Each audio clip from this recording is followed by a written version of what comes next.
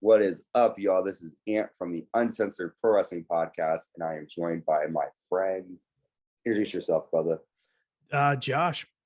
This is Josh, and he has his own podcast as well. Josh, tell the listeners where they can find you. Sharpshooters and Stunners podcast. We're on all major platforms. You can listen to us anywhere podcasts can be heard.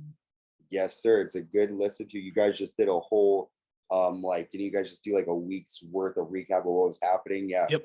Check that out for sure and give it a 5-star rating on Spotify, wherever you're listening. Apple Music. Are you guys on Apple Music too? Apple Yeah, Podcast? we're up on everything, everywhere. He's freaking everywhere. So just look it up. Sharpshooters and Stunners, right? Yep. Yes. All right. And obviously you know where we are because you found us. But we're on YouTube, Spotify, Anchor, Google Podcasts, Amazon Music, Apple Podcasts, wherever podcasts are streamed. And of course, YouTube, you can find us. Just type in the Uncensored Pro Wrestling Podcast, and you can see our cool backgrounds. Like Nick has a ring, which is very cool. And I, if you're listening, you can't see, I have the Raw is War logo from 98, yo, because we're cool like that. And yes, you are checking out the Attitude Years 1998 recap. We are checking out Raw is War from February 23rd, 1998. We're on the road to WrestleMania 14. A lot of shit kicks off the show. We're live in Waco, Texas, where every time I hear of Waco, I think of the that situation in 93 with all the fucking, what was that guy's name? Did he have, I was gonna say, did he have a name? Obviously. I can't remember his name. Waco, Texas. It was a big deal. He had like a whole entire like cult group, and they like set fire to the fucking commune. Yeah. Anyways, whatever. It was a big situation. So Raw is working. He heat up Waco, Texas again, but this time in 98. So we start off Raw with a WWE Tag Team title match. We have the champions, the New Age Outlaws, defending against the Legion of Doom. The Legion of Doom are in control to start. Hawk nails an enziguri to Road Dogg and a neck breaker. New Age Outlaws then send Hawk into the steps outside. Billy Gunn then sends Hawk into the post, and they bump into one another, making them both fall down. Legion of Doom nails a Doomsday device, but Billy Gunn nails Animal with a title belt, and Road Dogg gets the pin, and they retain the tag team titles. After the match, Animal and Hawk get into a little brawl. And it's New Age Outlaws able to defeat the Legion of Doom. What do you think? You could tell that when they got into the brawl, that the fans really didn't want that to happen. They were like booing. Oh yeah, it was bad. And I looked at it like, man, I really don't want to see the Legion of Doom fight each other. Yeah. Like it's one of the, like, usually tag team splits work, but in this era, like there were some tag team splits that probably should not happen, and that's one of them. Yeah, and they added later on. You'll see people you already know, but like people who don't know, they add draws to the group, and it's kind of like, what was wrong with just the friggin' Hawk and Animal? But yeah, they did split. They had this whole thing, and then later on in the year they will have more of an issue. But so when you were young and seeing this, you were like, "What the fuck, man? Why are they splitting up?" Mm-hmm. Okay, cool. Yeah, I feel the same way with them because they're too much alike. Their characters. There's really no. Yeah. I mean, Hawk does the well, and like he has that whole thing down, but the two of them are kind of the same person, so it's like hard to really separate the two. So when they did that, I can see people being like, okay. But what do you think about the Outlaws retaining, though? They keep cheating to win, pretty much. What do you think? Heels are going to be heels, man. They're building up this heel tag team. I think at the time they had, obviously before they tried the whole Rockabilly and the real Double J, Jesse James, the year prior.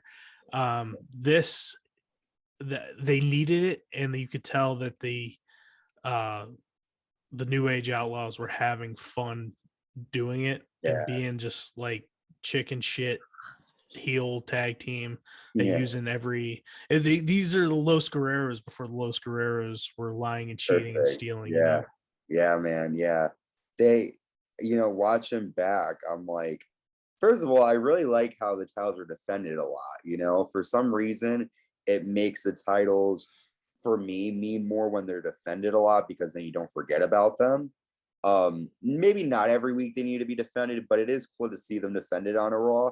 Um, but yeah, I'd rather see the New Age Outlaws as champions during this time than LOD because, like you said, they were doing cool heelish stuff, pushing two people off of stage and dumpster. I mean, that's pretty cool. So, cool things. And what's also something to note, and you talked about this a little bit off the air, like this is when I'm watching this, I try to remember that this is the first time that this stuff is happening. Like the whole brother versus brother thing with Kane and the Undertaker, like, yeah, they did that with Owen Hart and Bret Hart, but that was a completely different animal, and that was great in itself. That's totally different.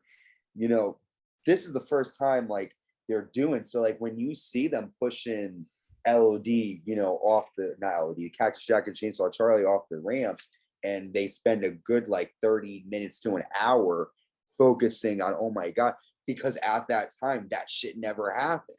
So you're gonna get that reaction. So when I try to look back and watch it, my normal instinct is like, oh, I've seen this. But I try to remember, like, no, like this is new at that time. Like this is February 98. Like this is different. So I have to remind myself that a lot. You know, but anyways, little tidbit there. So we get into our next match. We have the world's most dangerous man, Ken Shamrock, taking on the NWA North American champion, Jeff Jarrett, with James E. Cornette. And the match starts with Shamrock nailing a kick to Jarrett's chest, and he nails a bridging German, gets a 2 count. Shamrock clotheslines Jeff Jarrett to the outside. I have my notes, by the way, people. I'm just reading off of them. Shamrock grabs Jim Cornette. However, JJ, that's Jeff Jarrett, applies a what is that? A back suplex because Shamrock is distracted by Cornette. Shamrock then nails a power slam, and then Shamrock grabs Cornette, and Cornette accidentally hits Jarrett with the tennis racket, and then Shamrock applies the ankle lock, and Jeff Jarrett taps out. After Jeff Jarrett says it's time he and Cornette go their separate ways. So, okay, a lot to unpack here. Jarrett and Cornette are in cahoots. They're together. Things are going good. Cornette accidentally nails Jarrett with the racket. Jarrett is done.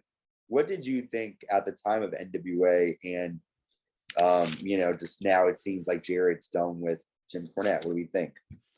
I don't know. I never got into the whole NWA storyline.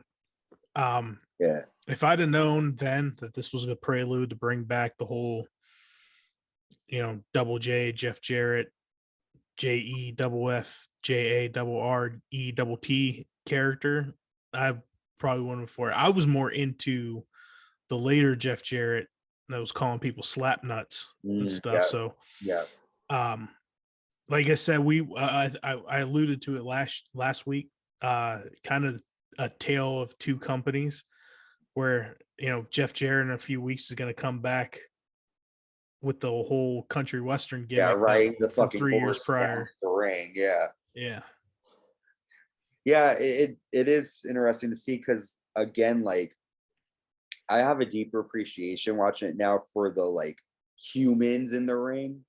In the sense of like when I would watch it, like, oh, it's just Jeff Jarrett. But now I'm like, no, it's Jeff Jarrett. Like you said, slap nuts, Hall of Famer, you know, wrong with my baby tonight, you know, like you know, like so yeah, I'm more of a fan of his later work as well. But I didn't like this whole NWA thing because I didn't really think it really fit him. Like it just sort of brought him in there together. I know, you know, he a former NWA champion before this? No, but I've listened to his podcast a couple times now, yeah. And he's very much, that was the era in which he grew up watching. It was one of the reasons why he partnered with the NWA when he created TNA, because he feels like that title has so much history, and that name still had some name recognition to it. But I didn't see the point in this because they didn't really explain even more so with like the Rock and Roll Express. They didn't explain the history well about the Rock and Roll Express. This is you're coming in a time frame where these fans don't really know who the Rock and Roll Express is. Mm-hmm. They haven't really been a thing in a few years on the main stage. Jeff Jarrett too is somebody who 2 years earlier than that was the Intercontinental Champion, losing to Shawn Michaels was his last appearance before he walked out. And then they remember him trying to be a Four Horseman wannabe, then coming back, and then all of a sudden we're supposed to give a shit about him. Yeah.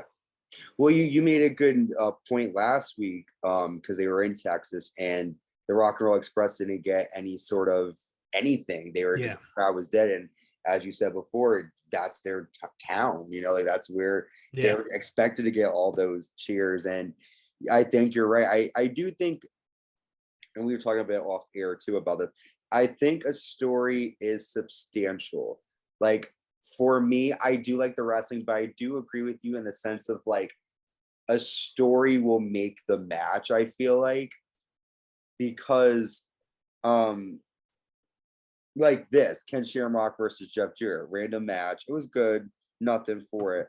But if you had like, I don't know, them explain like, oh, NWA is better than WWE, and because during this time it was just Jim Cornette talking. Jeff Jarrett wasn't really saying much. He's just like, I'm better than everybody. But I don't know what my point was. But I guess my point is I like when good storytelling is yeah. So there you go. Okay. We then go backstage and we see the Legion of Doom fighting. Oh my God, these two just can't get off of each other. What's happening, LOD? You know how they're going to solve their problem? It takes a woman to solve their problems. And it will happen. A woman will help. Excuse me. Next, we have the Disciples of Apocalypse, DOA, taking on the Truth Commission and Kurgan with the Jackyl. And this was a pretty quick match. Chains nails a big boot to Recon. The DOA nail a double power bomb to Kurgan, who then applies the paralyzer and gets a 3 count. After the match, Jackyl makes Kurgan attack Recon with the paralyzer. So now Recon is out of the Truth Commission. This really nothing much here. I mean, what do you think? I think that Kurgan needed to be more snug with his claw. Oh my God. Like he grabbed it, and then all of a sudden whoever was Skull or April goes down to the ground, and I can see I can see the gap between the fingertips. And I'm like, man. He's like, go down. And they got a close up on that thing too. It was kind of like AEW a couple weeks ago when United Empire tried to fucking like put Trent through the table. Yeah, it was just like a really bad. Yeah. What happened, Kurgan? Like in a couple of months, you're gonna be a part of the oddities. I mean, what's going on, man? And I also feel like, because I remember, we'll talk about this a couple of months ago, Jackyl is the guy who actually introduced the whole oddities faction down the line. So interesting. But yeah, Jackyl is just calling the shots, and really, I mean, I don't remember much there really being a storyline of the Jackyl just turning on. He just has not been impressed with the Truth Commission lately, I guess. I feel like the whole thing, the Jackyl and Kurgan could have worked out if they maybe weren't a part of the Truth Commission before then. Yeah, it made no sense, like, because Kurgan, like, I think you mentioned this again last week, where Truth Commission is all wearing the same, attire, and Kurgan's coming out in the black pants and the black elbow pads, and so not elbow pads, the tape. I need to go home. So next we see D-Generation X. They're at Shawn Michaels' ranch, his house. Shawn Michaels says that Stone Cold took his best shot at China, and take a look at her, and China looks fine, obviously.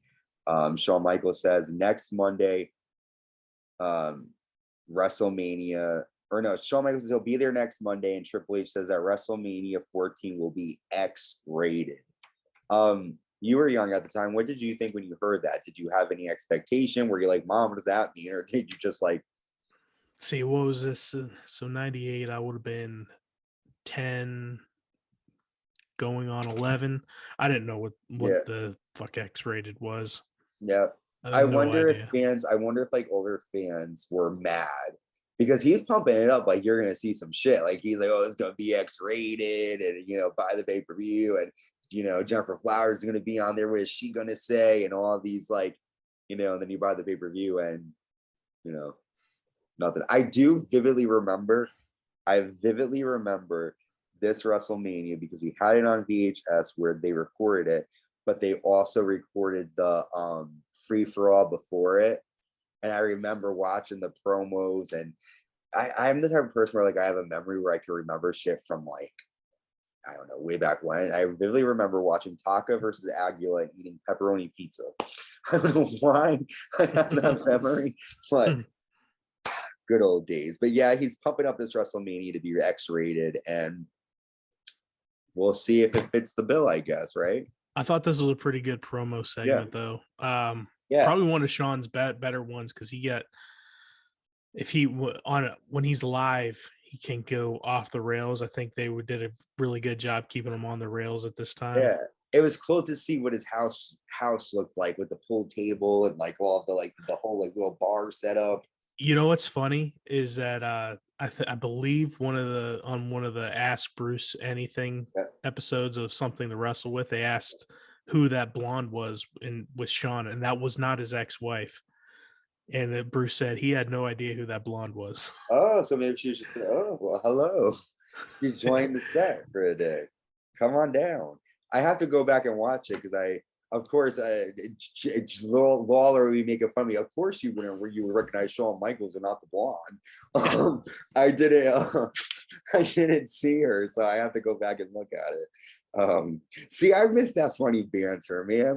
Like, and that's what Lawler said. He liked when I was watching his Broken Skull Sessions interview. He said that what he tried to do was when he was doing it with Jim Ross, he wanted to be like two friends watching it, like two friends just sitting back and just like, like I miss that now. There's there's no more like Corey Graves. People love him. Pat McAfee, I think, is the only one that can kind of get to emulate that a little bit. Corey Graves is just a little bit too whiny for me. He's just like, it's like, buddy, relax. I actually enjoy him and Byron. They're back and forth. They're okay, but I just feel like, I don't know. I feel like he could be a little bit more, because I'm a little bit more inappropriate and like stupid and silly. And hey, Pat's a local boy from over here in Pittsburgh. It gets really weird hearing a Pittsburghese accent on WWE TV though. Oh, yeah, it's really strange to hear. But he makes everything more important. Yeah, I feel like he does. And like I remember when he came out on it was SmackDown 9/11. It was the 9/11 episode, the 9/10 episode. It was right before Extreme Rules. It was. I went last year, and he came out to I think he came out to that WrestleMania, the Seven Nation Army by oh god, the band, the White Stripes. Yeah. And he came out, and you're just like, it's like pumps you up, dude. Mm-hmm. You know what I did like about the AEW show? This is really random. I know I'm going back and forth, but when I was little and I would go to the live events, before the show would start, they would play music. Like they play just like whatever, like Bon Jovi, whatever, to kind of get you pumped up. And the last couple of Raws that I was at, they didn't do that. They just were waiting quietly. AEW was pumping music. It was fun. I heard that they're adding music again to the live shows for WWE, but that was something that I really missed that I wish that they would do again, is kind of get the fans a bit more engaged and more pumped up instead of having to wait 30 minutes and just staring at the ring, But though I remember when they used to do like, all right, it's time to look at those signs, and you hear the song sign, sign everywhere, sign. They go around and show the different signs on the Titantron. I mean, things are different then. Okay, sorry. I don't know how Shawn Michaels is his house. He's talking about signs. This is what happens. It's okay. So Sonny comes down to the ring to be the ring announcer for his next match. And we have the WWE Light Heavyweight Champion, Taka Michinoku, taking on Barry Windham with the NWA. And Barry starts the match with the clothesline, but immediately Kane and Paul Bearer walk down to the ring. Kane tombstones Taka, and Paul Bearer says any WWE superstar, or I'm sorry, the only WWE superstar that he's interested in is Stone Cold Steve Austin. And Paul Bearer says, Steve, if you have the guts next week, you'll look at my Kane straight in the eye. So the challenge is laid down for Stone Cold Steve Austin to fight Kane. So we'll see if next week that happens. Were you like, did you think Kane was a big monster and like undefeatable back then? Or for you, did you think Stone Cold would kick his ass? Oh, for sure. Yeah. I thought, I watched the what was it? Was that Bad Blood? Yep. In your house with the Hell in a Cell match? Yep. I remember that vividly. Just the red and like the ominous feeling, Kane getting in the ring and staring down the Undertaker and just manhandling him. Like, I thought for sure that this was the end of the Undertaker. That's cool. That's cool to have that, because you got that. That was a real feeling for you. Yeah. For us, we know it's not the end. Yeah. But at that time, watching in '98, you don't know what happens in 2000. So shit, this could be the end. Well, also I was listening again to Kane, and he said that when he debuted, what he liked about it was that like people in the audience didn't really know what was going on. Mm-hmm. They had never seen him. You mentioned the red light comes on. That's nothing that was really seen. And you just see this big dude coming in, and you're like, wait, is that the brother that Paul Bearer has been talking about? So I like that. I like mystery stuff. I like. He said the only thing that bothered him about his debut was before he's even like a quarter of the way down the aisle, Vince goes, it's got to be Kane. Yeah, it's got to be Kane. Like, have some mystery to it. I like that shit. Like, a lot of people, Sean Bray Wyatt and all the Sister Abigail stuff, I live for that shit because I think it's cool. It's interesting. It's different. The zombie stuff, I can live without. Like when they had the whole Miz versus Damian Priest and they're promoting the movie, I get it. But like that to me, but just like, yeah, I like mysteries. I like not knowing what's going to happen. Well, we do know that we are in the war zone now because we get a promo for it. And we then see the New Age Outlaws backstage, and they say that they split up the Legion of Doom. Road Dogg has a camera, and they call themselves the New Age Outlaws cam. And we see them get into a car, and they're breaking balls, recording each other. And then Chainsaw Charlie and Cactus Jack come out of nowhere and attack the car with a baseball bat and a chainsaw. New Age Outlaws are freaking out. You see their point of view in the camera. They speed off, running from them. So what'd you think of that segment? I mean, Cactus Jack and Chainsaw Charlie aren't playing with the Outlaws. They're coming for them. I like segments like that because it's fun. It's different. At that time, stuff like that wasn't being done. Yeah. Cool. I love the fact that you have Terry Funk with pantyhose on his head with a chainsaw that isn't really cutting through anything. I think he just had the didn't even have the chain on the blade running. It was just. Did you know who Terry Funk was before Chainsaw Charlie, or was this your first introduction to him? No, I'd seen Terry Funk in with WCW, and at that time too, I'd gotten into ECW in like '96. Okay. So you had seen, yeah. I think this might have. I don't know. This probably was my first introduction to him, and then I don't think I put the two and two together at first that they were the same person, because you got to remember I'm watching this at like 5, and I'm like, ooh, But I vividly remember these two. Like I just remember the red shirt, the overalls. You're right. He would let the friggin' chain on, and it wasn't even really. Or there's a funny story. I have to find this where I think Bruce Pritchard was talking about it, where Goldust nails Vader with a hammer, and the hammer just like. Yeah, that was the No Way Out. That happened. Yeah, that was the pay-per-view that happened a couple of days before this. So who nails him with a hammer? Kane. Okay, I have to look at that again because I need to, because I thought it was Goldust for some reason. No, it was it was that match they pull out the hammer, and then I think Vader steps on it, and just like the rubber in the handle, you see the contour of his foot. Yeah, I have to look at it. That's perfect. So they didn't give a fuck about shit like that back No. then. Perfect. Well, edgier product. All right. Next, we have Bradshaw taking on the artist formerly known as Goldust, and this time he is dressed up as his dad, the American Dream, Dusty Rhodes, wearing all the yellow polka dots. He says, "You need to be bumming for me. You need to be running for me. I don't know." Anyways, Bradshaw nails a running clothesline in the corner, and he nails a huge clothesline, and that's it. Like, he just beats Goldust like nothing. I kind of think that was the point. I don't know if you recognize it, but it has Bruce Pritchard doing the Dusty Rhodes impression on the promo package they had. No, I didn't see it. I have to go back and let's see. I love how these little inside scoop things. Yeah, I didn't get that. But yeah, it was funny. I love his Jerry Jarrett with the chicken salad. Yeah. Right? JR in the middle of commentary said that they called up the Dream and got approval.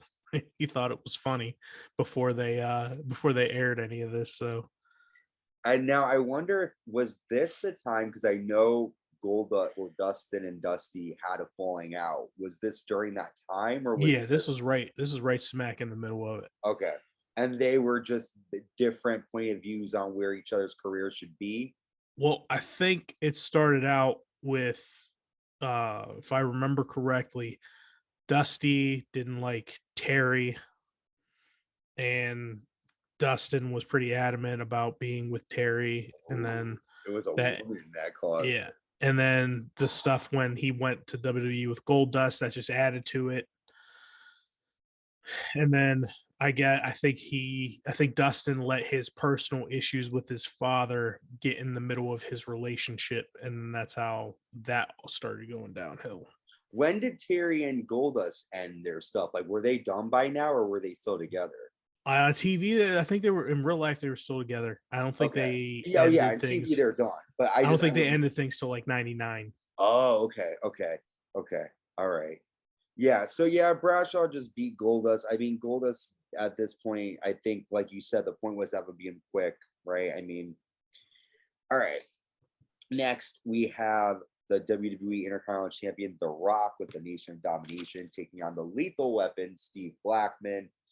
This always gets me watching this, when The Rock nails the people's elbow and they kick out right away, the 2 count, and you're like, in a couple of months, that's gonna be your finisher, and no one's kicked out of it. Yeah. So many. Chains has kicked out of the people's elbow. Steve Black. I mean, the list. You're like, oh, okay, well, all right. So yeah, he nails the people's elbow, but Blackman kicks out. Blackman nails a roundhouse kick. Farouk then gets on the apron, and Blackman pushes The Rock into the ropes, knocking Farouk down. The Rock then nails a DDT, and Farouk yells at the referee on the apron. D'Lo then tosses in nunchucks to The Rock, but Steve Blackman gets them first, and he nails The Rock with the nunchucks, and he pins the Intercontinental Champion.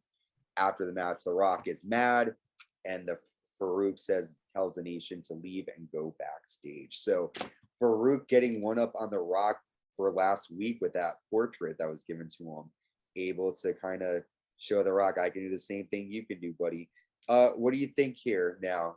Again, they're pushing this rivalry to come to a full head. I really enjoy the build up to Farouk ending his relationship with the Nation. I wish they would have did more with Farouk afterwards, because I believe, WrestleMania is a few weeks away from this. I believe Farouk was just in a random 6-man or 8-man tag on this WrestleMania card. He's not even in. He's in the tag team battle royal, brother. Oh yeah, yeah. I think with Scorpio, wasn't it? Scorpio, one of them, yeah. And then he ends up. You're right about the 6-man tag. That happens at Unforgiven, though. That's him. Okay. But then he does get his shot at The Rock in May. So he does, but like, you're right, like nothing really happens. I do wish that they also had more of the Nation members react a bit more, because when Farouk tells them to do stuff, they follow. and then they just automatically turn on him. Like, I wish we could see. I know we do see some of the members like Kama getting mad, but I wish we could see more of their thoughts on it too. Because I think Mark and D'Lo, because they're fairly new to the business at this point, especially Mark. Yeah. But D'Lo's only been in the business like maybe 3 years at this point. Yeah. They're kind of not. They should have their facial expressions should have been a lot more than what they were. Like Kama's been in the business for almost 10 years at that point. Yeah. Yeah, Kama was the only one that looked like really like, okay. I mean, but they could, you know what though? That could be fine because they call him the Godfather of the Nation, and you know, you listen to people that are up there, and if you just need Kama to give a look, and you can make up in your mind, Kama's telling them you better follow what I say and go along with the Rock, you know, kind of make it up. I don't know. That's one thing I don't like. I don't like making stuff up. I like just know what happens, you know, like I don't like guessing like, oh, well, maybe like the whole thing with Finn Balor just a couple last year when the explosion happened. Well, what happened? Yeah, I wish they would have did something like this. Maybe like, so the Rock is the one that brought Mark Henry in the Nation, right? Yeah. So Mark automatically sides with the Rock. Yeah. Farouk brought D'Lo in the Nation, so D'Lo at that time sides with the Rock. Kama's kind of in the middle as his Godfather, you know, gimmick, because he wants everyone to get along. But Kama's the deciding factor of why D'Lo turns on Farouk. Yeah. I think they could have did that build a little bit better. Yeah. Instead of it just being an issue between the Rock. You could have did more with the other guys in that group while we were doing this. And the Nation of Domination, like, correct me if I'm wrong, but they were like friggin' hugely popular, whether or not they were liked or not. But I even remember like Nation Domination were like everywhere, you know, and all of that. And for this, the payoff to be what it was, I'm like, you could have done a lot more. Like, literally, all that happens is he fights Farouk over the edge, and that's it. The Nation Domination storyline's done. You know, like, I wish there was more, even up to over the edge. Like, The Rock has more issues with Ken Shamrock than he does with Farouk leading up to the pay-per-view. And you're like, oh, okay. But and then after that, Farouk doesn't do a whole lot until he's in with Bradshaw. Yeah, he teams with Scorpio, then he teams with Terry Funk, then he teams with like everybody. But all right, getting back to it, Luna Vachon is backstage. Luna says that she is waiting for Sable to appear. Luna says, I am the vandal on your mind. I will be on you like maggots on roadkill. So Luna is not playing with Sable. And every time I see Luna, I feel bad because she deserves a lot more, especially training Sable and getting nothing in return from it. Her, you know, mental disorders that she went through, just very underrated, I feel like. And she did a lot for the business. And I read somewhere that they wanted her, Alundra Blaze, Medusa wanted her to win the title over in Canada, but she was afraid that the company was going to get mad and we're going to, you know, get rid of Medusa. So she's like, no, let's just stick with the original plan. Like, I'm going to put you over. Like, she didn't want to. And that most people would be like, I deserve it, you know, and this is my country. Like, so I just feel like she always kind of got the short, kind of like a China. Like, I feel like a lot of people spoke for them and we don't really get to know, except for that documentary that we got with China, we don't get to really know how they really felt. There's a good interview Luna did years ago with Gangrel where she's talking about that, where they're like, do you want us to call you Gertrude? And she's like, no, my name is, and they get to really like get a deep dive on her. But yeah, I feel like she was very underrated, and Luna's the bomb, man. And she's great. Yeah, that was I could have did without the whiskey voice. Oh yeah, like, I was like, I know women from the bar corners that have that same voice. That's probably what it was. Like, well, I mean, but I think part of the problem was, you know, with Sable, you know, it's not like she's been in the business for ever. She wasn't even supposed to be a part of the WWE. She came in and Vince and Bruce looked at her and said, oh, this woman could be money. And that's how it all happened. She initially wasn't supposed to wrestle. So, you know, she probably didn't understand nor was informed of locker room etiquette and stuff like that. Yeah. I mean, Low key though, got the hots for Luna. really? Told you I have a type. Listen, but when she's not all, with all the crazy makeup, I bet she's probably. Yeah. I mean, listen, a lot of these girls, like, Nia Jax is cute, Dewdrop is cute. Like, a lot of these girls, like, listen, they are there for a reason. You're not going to put on, and even like sometimes the cameras don't do it justice. Like Raquel, like when you see her on TV, but then when you see her Instagram pictures and how she does herself up and how she, the way Charlotte, I think, is ugly, her face, but I think the way she holds herself is attractive. It's all, I'm weird. We can talk about our love. Luna Vachon's hot, guys. You wanted her to lose at the Unforgiven pay-per-view, huh? You wanted Sable to win there. Nah, but yeah, I mean, but the thing with Sable though, her fucking, like, I was watching her boobs are huge. Like, how are you even supposed to? She could just turn around, knock somebody over, that's it, and just pin them. That should have been her finisher, the boob drop, boom, and then she just goes over and pin them. Yeah, that was back in the day where it looked like some women that would get a boob job done it would look like they poured concrete into them. And my God, it's like the Nitro episode where Kevin Nash and Scott Hart fighting the strippers, and it's just like, holy shit. Yeah. God. All right. Speaking of holy shit, we have the NWA Tag Team titles on the line. The NWA Tag Team Champions, the Rock and Roll Express, with the NWA defending against the Headbangers. However, Commissioner Slaughter comes down and makes the NWA members leave the ring. Cornette hits Thrasher with a racket, and Thrasher accidentally falls on top of Ricky Morton, and they get the win. And the Headbangers are the new NWA Tag Team Champions. Did you care at the time, or do you care now? I still don't care, but I found it's confusing to me why they removed a referee that technically didn't do anything wrong the week prior. Because the reason why this match and all the stuff, the NWA representatives being removed and taking the NWA referee out happened was because the week prior, the Headbangers threw one of the Rock and Roll Express over the top rope, and that's a disqualification NWA, under NWA rules. Yeah. Okay. Trying to figure out why an NWA official was removed by a WWE official for an NWA match for something he technically didn't do wrong. It's like, it's my fucking show, damn it. Yeah.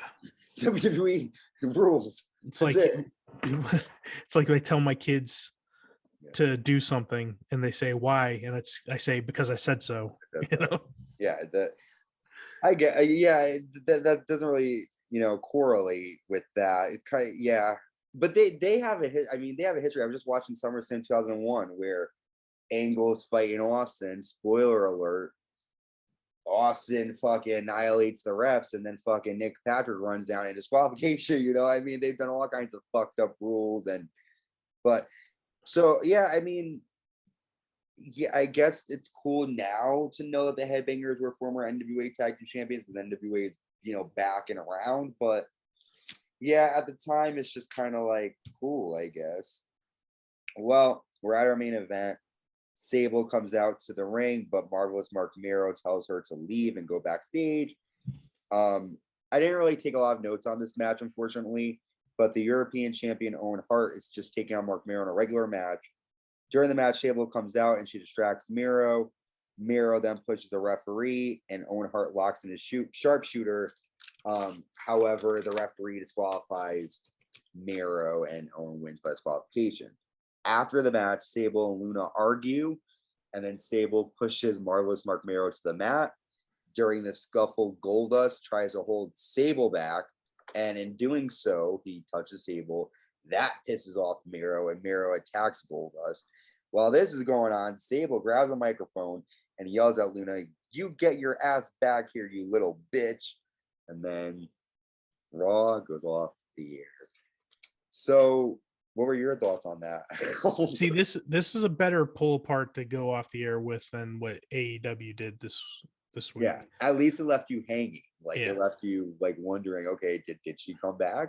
So let's be perfectly honest. If you have somebody, your significant other is Sable, are you getting pissed off when somebody touches her too? Oh, hell yeah. That was like the whole, like, it's funny because, again, like, I was watching Dark Side of the Ring and they were talking about the Savage and Hogan thing. And it's true. Like, when you're a little kid, you're like, why is he attacking Hogan? Hogan's not doing wrong. Hogan's just a friend. But Hogan, you touched her butt, man. You were looking at her with those eyes. You were giving her, like, so, as an adult, you look at Savage and you're like, I understand you, but I ain't gonna let no woman try to nurse my lady back to health, like, even if so I get that. And yeah, I get Miro too. I mean, but I wish Miro would have done this when Lesnar had his hands on Sable. Listen, he might be the only one I'm not putting my hands on. If I ain't doing nothing, but I love how Miro is just like, I let him have her. I mean, yeah, even he said it on a podcast. He said, "Wouldn't you just let him have her?" I mean, yeah. So, but what do you think? I mean, what did you think of Sable then? Were you into this storyline? Sable was definitely a needle mover for the company. I mean, she became the most downloaded person that year. Was she the first person to post for Playboy 2 for WWE? Yes. That's interesting, yeah. But also too, I just think this storyline didn't help her as much as going forward later in the summer, the storyline with her and Mark. And Mark and Jacqueline, and yeah, because this is a little confusing how Mark is saying that she's stealing the spotlight from him, but yet somebody puts their hands on her and he's all like, well, that's my woman now.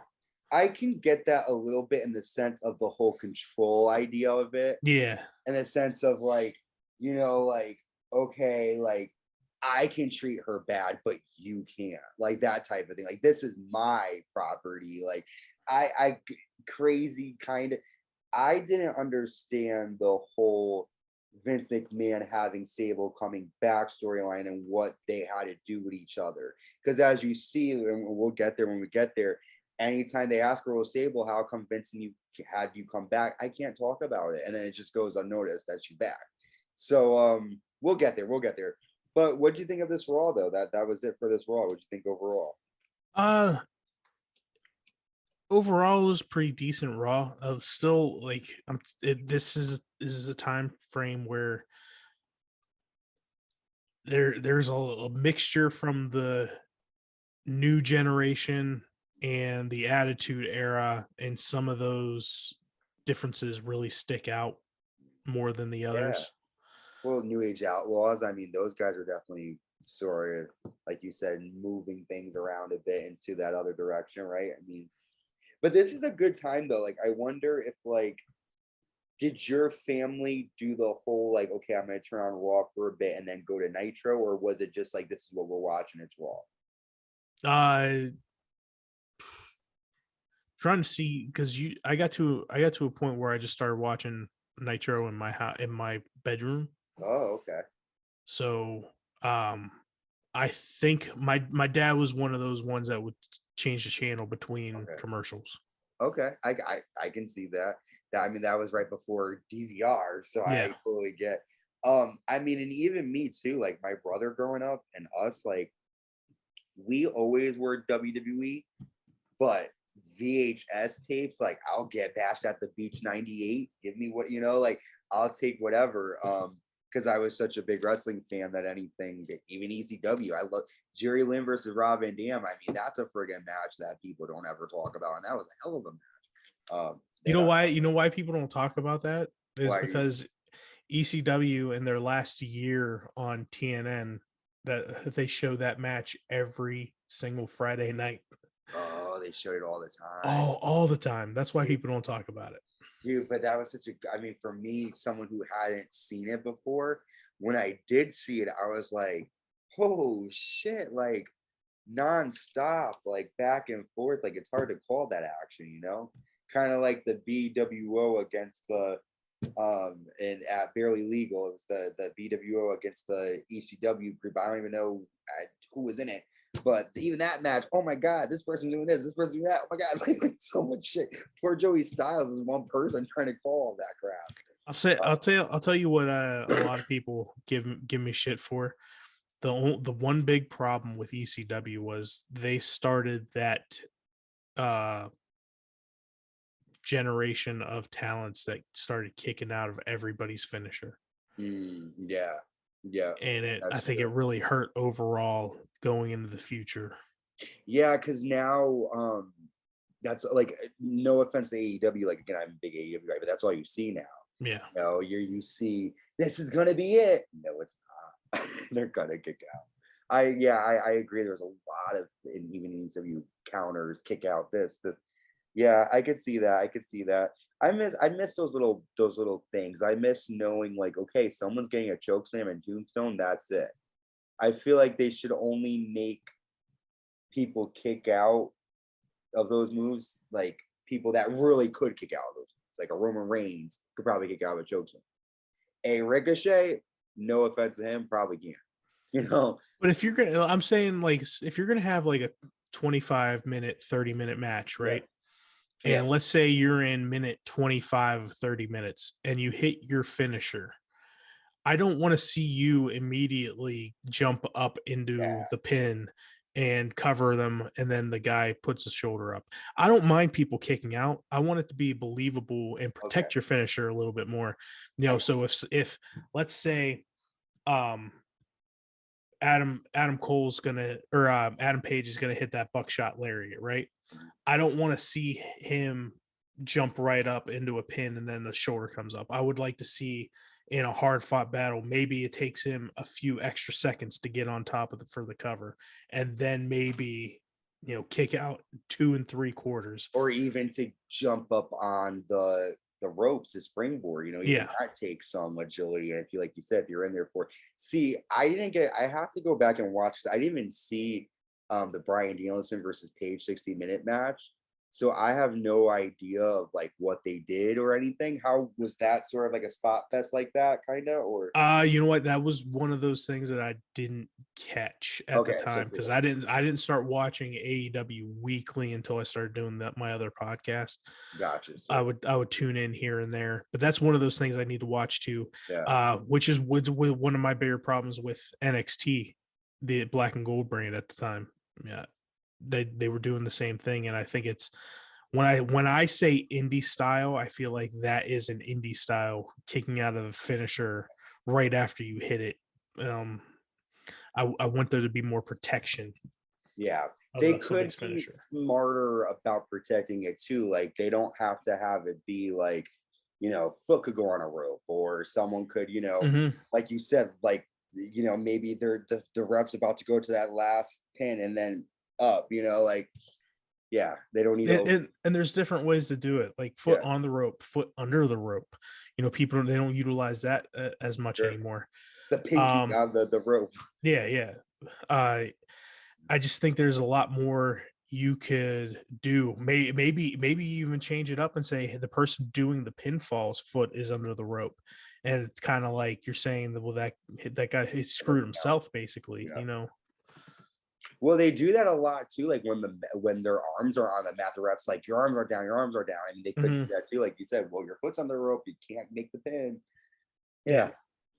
Well, what made us get to AEW? Oh, because we were talking about the kickouts and we are uncensored, folks, and I love it. So, all right, cool. This is a great episode of Raw. WrestleMania is down the road, coming up. Our next episode that we are recapping is March 2nd, 1998 in Cleveland, Ohio. I can't help but think of The Miz every time I think of Cleveland, and Johnny Gargano. Road to WrestleMania, man. I mean, shit's hitting the fan. Sunny, did she get her? Not Sunny. Oh my God, I called Sable Sunny. That's not good. Sable is gonna get her hands on Luna. Kane's just been destroying everybody. Triple H promising WrestleMania is going to be X-rated, new NWA tag champions. Lots happening, guys. And yes, so we are going to say goodbye now. Thank you for tuning in. Be safe, y'all. Peace in the streets. and we will see you next time. Peace, y'all. Later. Bye.